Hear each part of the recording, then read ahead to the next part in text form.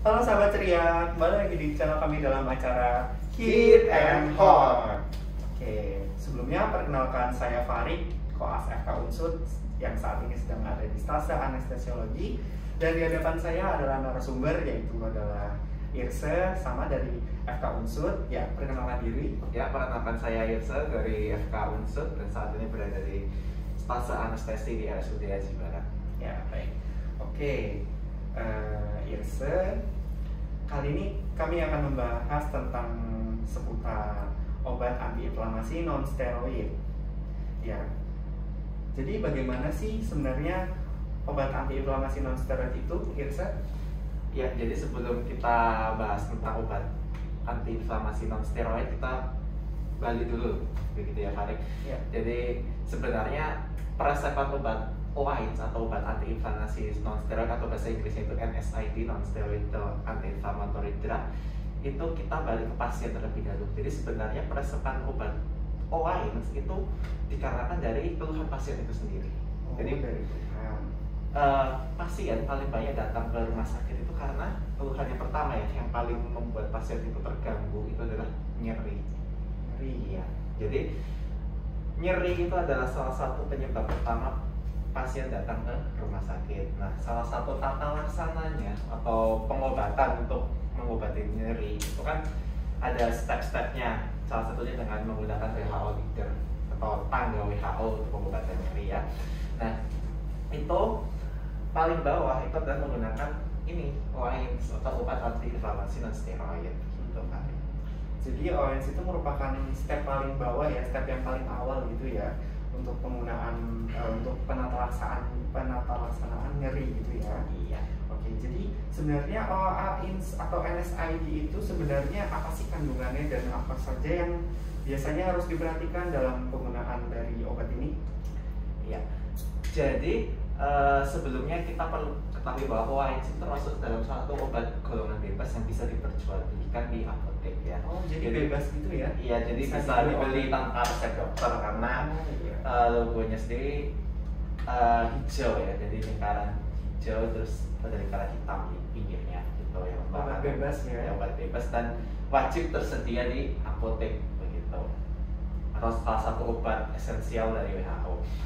Nah, untuk cara kerjanya sendiri yaitu untuk OAIDS atau obat antiinflamasi non steroid ini menghambat dari enzim siklooksigenase, di mana hormon enzim ini kan ada dua jenis ya, yaitu siklooksigenase tipe 1 dan tipe 2, di mana untuk yang tipe 1 itu akan mensintesis dari asam fosfolipid yang pecah begitu akibat dari kerusakan membran sel, di mana nanti akan berubah menjadi asam arachidonat, dan satunya lagi yang siklooksigenase tipe 2 nanti akan diubah lagi dengan bantuan enzim lipooksigenase yang akan terbentuk agregasi atau cendalan darah itu bahasa umumnya. Kalau yang satunya lagi akan pembentukan prostaglandin yang bisa menimbulkan atau merangsang terjadinya rasa nyeri. Jadi obat ini akan bekerja atau memblok begitu di enzim siklooksigenasenya gitu. Oke, baik. Berarti dari OAIDS ini dia kerjanya yaitu menghambat pembentukan enzimnya ya. Iya. Enzim-enzim yang dapat menyebabkan nyeri saat manusia atau saat orang-orang sedang merasakan nyeri gitu ya. Iya. Lalu apa saja sih yang harus diperhatikan gitu? Apa yang kan ini obatnya obat bebas, jadi kan nggak sembarang pakai juga kan, soalnya kan obat, dan obat itu biasanya juga ada komplikasi dan efek sampingnya. Bisa dijelaskan? Komplikasi ya.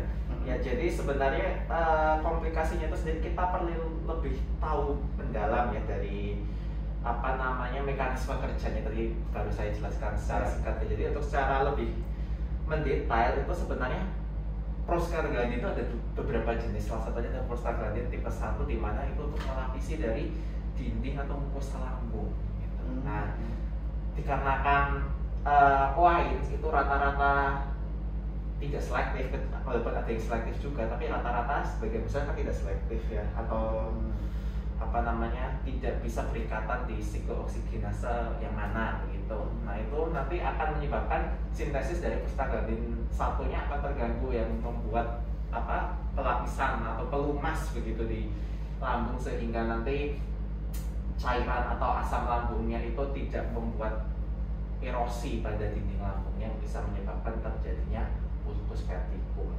Nah, salah satunya jika atau penggunaan obat OAINS yang tidak sesuai anjuran atau tidak sesuai resep atau sesuai prosedur medis, itu salah satunya itu yang paling sering adalah membuat ulcus verticum, atau intinya itu adanya tukak lambung begitu ya bahasa awamnya, tukak lambung yang dimana nanti salah satu gejala lainnya nyeri di bagian perut, terutama di ulu hati, kemudian merasa mual atau panas di bagian kerongkongan.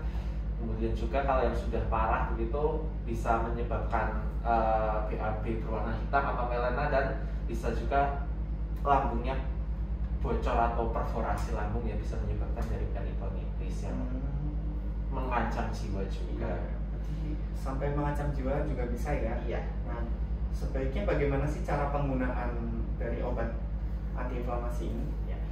Ya, karena kita sebagai tenaga medis ya, calon tenaga medis, kita juga harus tahu terlebih dahulu penggunaan atau pertimbangan untuk penggunaan OAINS, karena OAINS itu termasuk salah satu obat yang paling sering digunakan. Contohnya ada aspirin, kemudian asam efenamat, diclofenac, dan sebagainya. Nah, yang pertama sendiri adalah terapi OAINS itu sebaiknya digabungkan atau diintegrasikan dengan pengobatan analgesik lain, maupun dengan penggunaan fisioterapi maupun nutrisi. Jadi contohnya pada pasien OA, osteoartritis begitu ya, atau nyeri di bagian sendi, radang sendi, atau bahasanya rematik begitu ya, itu kan biasanya nyeri. Biasanya orang-orang yang sudah sepuh atau sudah tua itu akan meminum obat OAINS. Contohnya yang paling sering digunakan adalah natrium diclofenac. Nah, itu bisa kita gabungkan dengan terapi atau fisioterapi seperti berenang, ataupun kita memanggil fisioterapi yang ada untuk melatih sendi-sendinya agar tidak kaku, sehingga dengan harapannya penggunaan obat OAINS ini bisa diminimalkan secara maksimal. Kemudian juga yang kedua, tadi yang pertama, yang kedua itu adalah dengan onset atau durasi kerja OAINS-nya itu kita juga harus tahu perbedaan atau lama kerja dari obat OAINS-nya, kan bermacam-macam ya. Terus juga selektivitasnya, di mana tingkat tadi sudah saya jelaskan siklooksigenase 1 dan 2, di mana selektivitasnya untuk obat OAINS di Indonesia rata-rata itu tidak selektif. Jadi iya, rata-rata harusnya itu COX2 saja yang dihambat, tapi memang mahal biasanya obatnya dan tidak di cover oleh BPJS.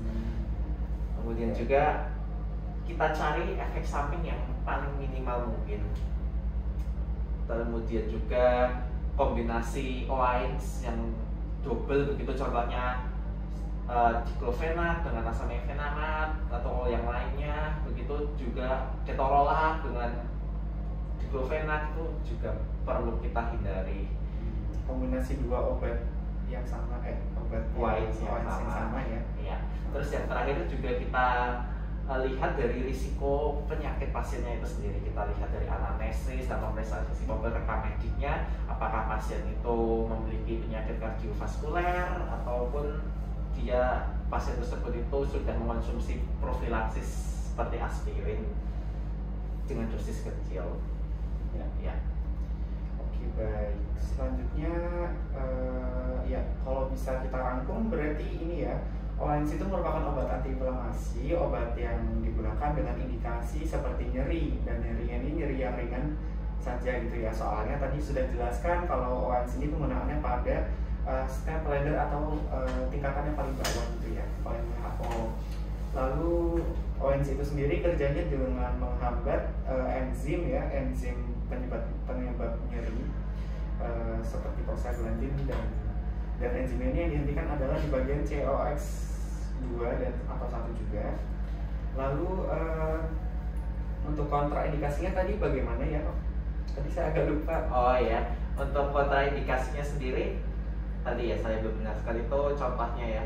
Itu ada pada pasien dengan riwayat stroke perdarahan ya maksudnya yang stroke hemorragik, kemudian riwayat alergi atau hipersensitivitas pada obat wine, golongan obat wine, kemudian gangguan fungsi ginjal maupun hati, di mana karena jika penggunaan wine ini akan menyebabkan penyempitan atau konstriksi vasokonstriksi dari pembuluh renal atau ginjal, sehingga bisa menyebabkan kerusakan ginjal juga jika digunakan terlalu lama. Dan juga karena metabolismenya di hati, maka kita perlu juga cek hatinya, faal hati apakah masih bagus atau tidak. Kemudian juga kehamilan, karena kehamilan kemudian menyusui, karena obat ini akan masuk atau berpindah melalui air susu ibu, jadinya bisa dipindahkan ke bayi. Dan dimana kehamilan ini akan mempercepat penumpukan dari ductus arteriosus di janin, sehingga bisa menyebabkan hipertensi juga. Kemudian juga pada penderita hipertensi yang berat atau darah tinggi yang sudah berat menurut kriteria AHA ya, gitu. Lalu kalau misalnya ada pasien tapi dia dengan ada dispepsia atau enggak dengan keluhan lemah gitu, sering mah sama sering sakit perih perutnya gitu, apakah masih nggak apa-apa menggunakan wines ini atau boleh tapi dengan syarat atau bagaimana?